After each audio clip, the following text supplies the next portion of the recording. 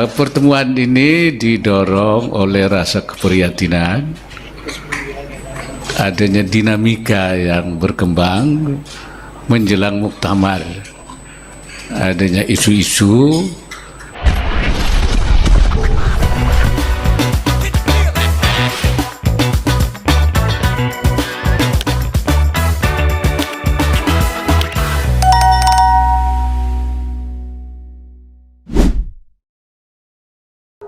Para kiai sepuh Nahdlatul Ulama yang tergabung di dalam Mustasyar PBNU berkumpul pada sore hari ini ya, per Kamis 20 Agustus 2026, yang mana di forum itu kita bisa melihat beberapa figur kiai sepuh, diantaranya adalah Kiai Ma'ruf Amin misalnya, kemudian Buya Marbun dari Medan, dan serta kiai-kiai lainnya yang di situ menyerukan satu poin krusial menjelang penyelenggaraan Muktamar Nahdlatul Ulama ke-35 ini. Yang paling disorot diantaranya adalah persoalan mobilisasi yang itu mengarahkan kepada komposisi masyayikh untuk ahlul hali wal aqdi, yang mana ahwa ini menjadi the supreme institution, the highest institution di dalam muktamar, yang di situ nanti punya kewenangan ya, konon sedang digodok dan akan dimusyawarahkan di dalam muktamar itu, diantaranya adalah memilih ketua umum ya, bahkan penunjukan oleh Rois Am, kabarnya demikian. Nah, ini menjadi menarik karena saya kira jarang sekali kita menyimak, melihat, menyaksikan para kiai sepuh ini semacam quote-unquote turun gunung ya, karena tentu saja ini tidak berdiri sendiri kejadiannya. Ini merupakan rangkaian yang kita tahu sejak akhir tahun 2025 terjadi konflik internal di PBNU, di mana Gus Yahya dipecat oleh Rois Am, kemudian terjadi islah Lirboyo, hingga dinamika menjelang kontestasi Muktamar Nahdlatul Ulama yang akan diselenggarakan beberapa hari lagi ya. Per video ini buat tanggal 20 Agustus alias seminggu lagi penyelenggaraan Muktamar. Terutama yang disoroti oleh para kiai sepuh ini keprihatinan akan apabila terjadi mobilisasi politik untuk pengkondisian anggota ahlul hali wal aqdi. Tentu saja ini adalah satu tandih pengingat kepada segenap Nahdien yang mencoba gitu bermain-main dan bahkan berdampak memiliki ekses negatif akan kurang keramatnya institusi ahlul hali wal aqdi. Karena apa? Karena yang menggerakkan, yang memobilisir itu berdasarkan video yang pernah kita bahas sebelumnya dan rekaman yang beredar banyak di internet, di YouTube, di mana konon ada DP sekian untuk PC, PW, dan lain-lain. Hal-hal inilah upaya mobilisasi macam ini yang merusak Nahdlatul Ulama, merusak marwah, merusak martabat Nahdlatul Ulama, merusak martabat bahkan individu-individu ulamanya. Ini sungguh mengkhawatirkan ketika komposisi ahlul hali wal aqdi dikondisikan sedemikian rupa 9 orang, kemudian diperintah cabang-cabang itu untuk hanya menandatangani ahwa-ahwa yang direkomendasikan oleh para operator gitu kan, atau mobilisator, sehingga sifat kiai langitan daripada ahwa itu jadi malah turun, hanya dihargai berdasarkan DP dan lain-lain. Saya kira diantaranya ekses negatif kasakusuk semacam ini yang membuat keprihatinan daripada para kiai sepuh di Mustasyar, sehingga berkumpul kemudian melakukan konferensi pers. Tentu saya yakin sebelum itu ada musyawarah terlebih dahulu, diskusi, merespons keadaan menjelang muktamar, perhelatan muktamar ini. Nah, di video ini kita akan simak bersama-sama bagaimana statement yang dikemukakan para kiai sepuh tersebut, dan saya harap kita semua menyimak dengan baik sebagai Nahdien dan mampu menjalankan amanat para kiai sepuh NU tersebut. jika kita betul-betul mencintai organisasi ini dan ingin menjaga marwah Nahdlatul Ulama, jangan sampai muktamar dilakukan dengan cara mobilisasi melalui kekuasaan, politik, melalui uang, dan lain-lain. Muktamar ini harus diselenggarakan dengan rasa khidmah yang tulus ikhlas, panggilan moral untuk berkhidmat kepada jamaiyah Nahdlatul Ulama semata. Mari kita simak sama-sama dan jalankan amanatnya. Ada Kiai Idris dari Zuhri Aceh. Zuhri dari Aceh, ya, atau Walid Nun namanya itu. Dan kemudian yang hadir sini, ya, ini ada Kiai Ali Akbar Marbun nih dari Sumatera Utara, Kiai Mu'adz Tahir, Kiai Haris Sadaqah, Kiai Muhtin Ishaq dari Jakarta, kemudian Kiai Ubah Mbah Maimun, kemudian Ata'illah Salahuddin Anwar, dan Kiai Haji Muhib Ali.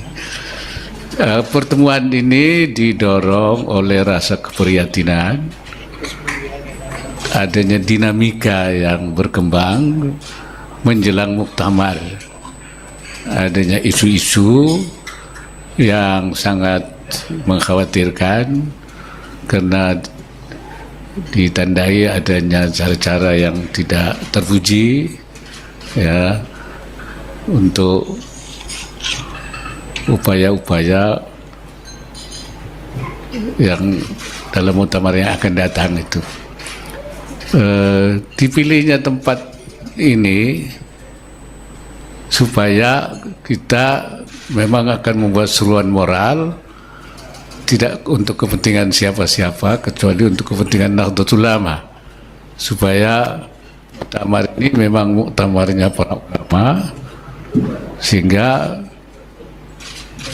jangan dicederai oleh hal-hal yang tidak terpuji, tidak sesuai dengan akhlaknya para ulama.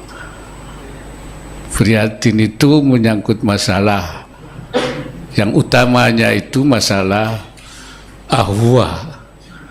Ahwa itu adalah representasi para ulama yang untuk memilih Rais Am, yang lahir mestinya dari hati nurani dan memilih orang yang terbaik, representasi ulama yang terbaik, yang punya selain kapasitas juga integritas.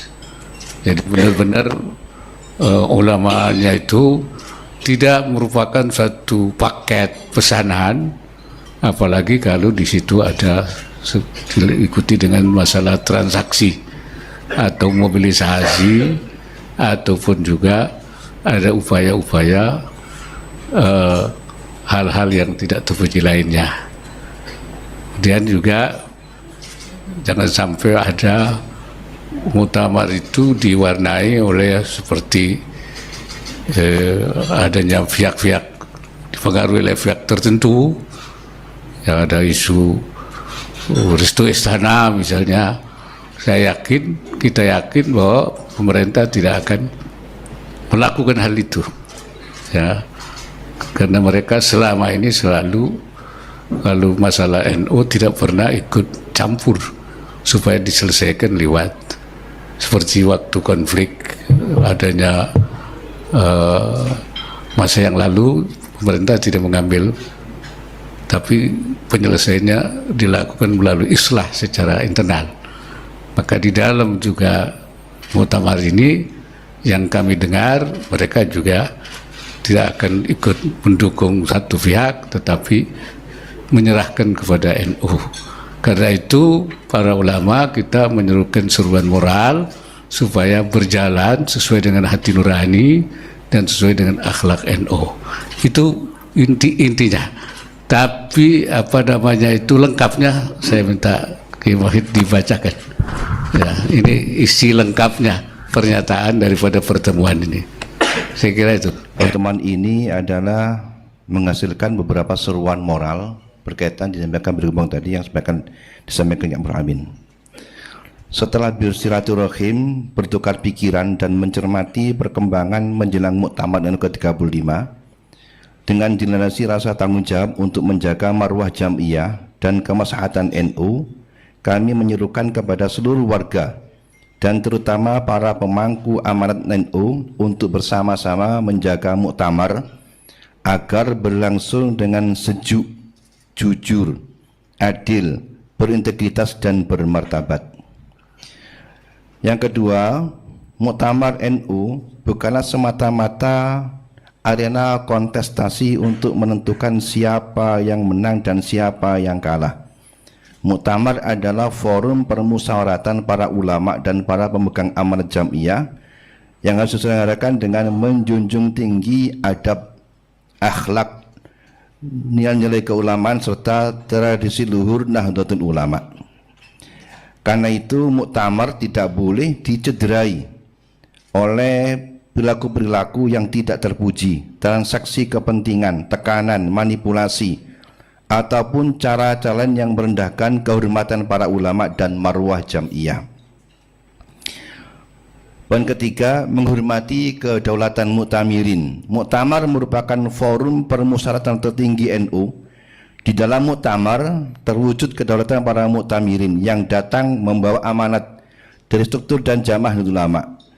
Kedaulatan tersebut harus dihormati sepenuhnya, tidak boleh ada desain, mekanisme, pengkondisian ataupun rekayasa yang secara langsung maupun langsung mengurangi kebebasan dan kedaulatan muktamirin dalam menggunakan hak dan menjalankan amanatnya.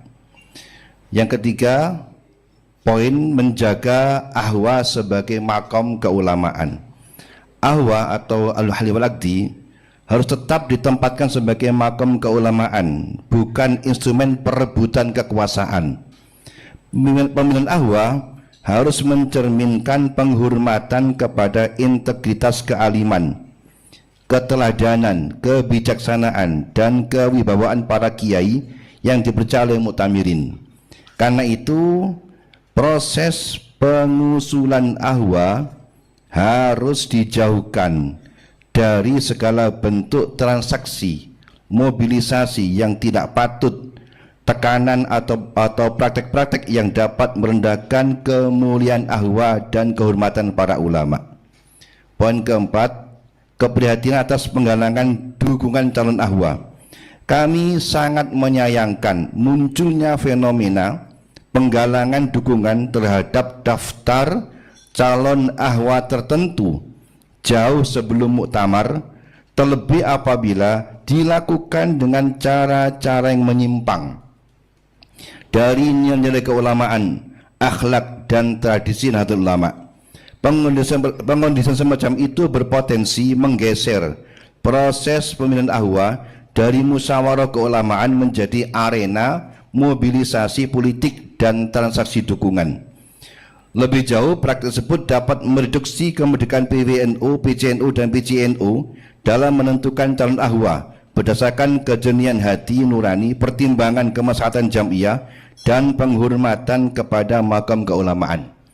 Poin yang kelima, mengubah mekanisme waktu pengusulan ahwa. Ini seruan kita kepada SC Muktamar depan ini, supaya ada mekanisme yang mengatur di dalam tata cara pemilihan ahwa untuk menjaga kemerdekaan muktamirin dan mempersempit ruang bagi pengondisian, transaksi tekanan, serta mobilisasi dukungan sebelum muktamar. Kami mengusulkan agar di dalam tatib diatur cara tata tertib penyampaian nama calon ahwa oleh PWNU, PCNU, dan PCNU, dan tidak dilakukan bersamaan dengan proses pendaftaran peserta muktamar. Pengusulan calon ahwa hendaknya dilakukan pada waktu yang secara khusus disediakan menjelang proses penghitungan dan tabulasi ahwa dalam sidang pleno muktamar. Dengan demikian, rentang waktu antara penyampaian usulan, penutupan, penerimaan usulan, penghitungan, tabulasi, pengumuman hasil harus dibuat sesingkat mungkin dan berada dalam satu rangkaian proses yang berkesinambungan. Tata cara mekanisme ini hendaknya dituangkan dalam tatib pada muktamar yang akan datang. Di samping itu, kami juga tadi mengusulkan agar supaya ahwa yang terpilih di dalam forum muktamar dilembagakan menjadi, kalau Kiai Amin menyebut sebagai ahlul himayah wal islah dzatil bayin, yang bertugas untuk mengawasi jalannya NU, Jamiyah Ulama dan Majelis Tahkim, sehingga ketika terjadi perselisihan di dalam tubuh NU dapat diselesaikan oleh ahwa. Yang sementara ini ahwa hanya bertugas memilih roh Islam, selesai bubar. Kita berharap lembaga ahwa ini setelah muktamar sampai pada satu periode itu bertugas sebagai ahlul himayah wal islah wat tahkim. Ketika ada persoalan di internal, mereka akan memutuskannya. Yang poin yang keenam, semua pihak harus menahan diri. Kami mengajak seluruh calon pendukung, calon pengurus pada semua tingkatan serta seluruh pihak yang memiliki kepentingan terhadap hasil muktamar untuk menahan diri dan mengedepankan akhlakul karimah. Yang ketujuh, muktamar harus menjadi jalan islah dan persatuan. Karena seluruh proses muktamar harus dilaksanakan dengan global sehingga siapapun yang terpilih memperoleh legitimasi yang kuat dan siapapun yang tidak terpilih dapat menerima hasilnya. Yang baik, itu poin-poin yang tadi kita sepakati. Kemudian tadi sudah ditawarkan kepada seluruh yang hadir dan semua menyetujuinya. Demikian, wallahu muwaffiq. Wassalamualaikum warahmatullahi wabarakatuh. Terima kasih. Saya kira itu kesimpulannya. Jadi seruan ini benar-benar untuk menjaga kemurnian muktamar dan supaya muktamar itu mencerminkan akhlak NU seperti juga pada masa-masa yang lalu. Jadi tidak ada hal-hal yang menciderai, ya, karena ada semacam fenomena-fenomena yang diduga ya bisa menimbulkan hal-hal yang tidak terpuji. Saya kira itu barangkali sudah cukup. Saya kira ya. Ya. Ada yang mau bertanya? Saya kira jelas ya.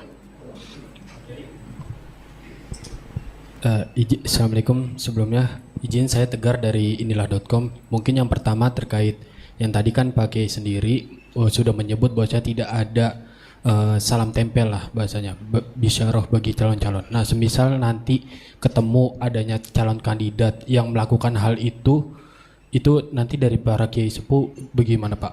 Nah, terus yang kedua mungkin mengenai kriteria dari para kiai sepuh sendiri untuk calon ketum PBNU ke depan bagaimana sih Pak? Ada dua model ya. Kalau orang salam tempel itu kan namanya kalau murid sama guru, santri sama kiai, saya kira itu lain, tidak ada motif apa-apa. Yang dimaksud itu penggalangan yang sifatnya transaksional untuk memilih satu paket, kemudian dia harus ada bayarannya. Itu yang kita minta, itu tidak boleh terjadi. Nah, kalau itu terjadi, itu kita khawatirkan kemudian muktamar itu menjadi tidak legitimit. Ya, kita harapkan itu tidak ada, supaya muktamar itu legitimit. Yang terpilih memang layak terpilih, yang tidak terpilih juga legowo, tidak ada hal-hal yang saya kira itu. Ya. Assalamualaikum warahmatullahi wabarakatuh. Pak Kiai, nama saya Rahman Ahduri dari Rakinet Pak Haji. Yang pertama, apakah pertemuan ini merespon dari beberapa peristiwa yang terjadi kaitannya dengan voice Surya di PCNU yang dikumpulkan oleh pejabat publik, kemudian keluhan-keluhan dari warga NU yang mendapat informasi bahwa Roy Surya di beberapa tempat itu sudah bertemu mata dengan pejabat publik yang ada kaitannya dengan bersama, terutama mungkin soal Besarot. Yang pertama, yang kedua, ada indikasi keluhan dari warga NU bahwa di antara yang terlibat itu adalah kepanitiaan di muktamar. Apakah ketika itu benar adanya akan diganti kepanitiaannya atau seperti apa? Kita merespon semua hal yang mungkin terjadi yang kita anggap itu merupakan hal yang kita sebut tidak terpuji, yang tidak fair play di dalam muktamar, baik itu pejabat, tapi saya yakin bahwa pemerintah tidak akan ikut campur ya, itu keyakinan kita itu. Jadi kalaupun ada oknum itu mungkin belum tentu itu kebijakan pemerintah. Ya, kita katakan begitu. Karena itu jangan ada itu, tidak boleh ada itu. Ya, itu seruan kepada semua pihak untuk menghindari hal-hal yang mencederai. Ya, memang mulai banyak informasi yang seperti itu. Karena itu kita meminta supaya itu semua tidak ada, jangan ada di dalam muktamar ke-35 ini, supaya muktamar itu berjalan mulus, murni, sesuai dengan akhlak Nahdlatul Ulama. Itu untuk menjaga kemurnian NU, supaya muktamar ini muktamarnya para ulama, ya, bukan sekedar perebutan kekuasaan. Saya kira itu intinya. Ya, cukup ya. Terima kasih. Assalamualaikum warahmatullahi wabarakatuh. Terima kasih teman-teman wartawan.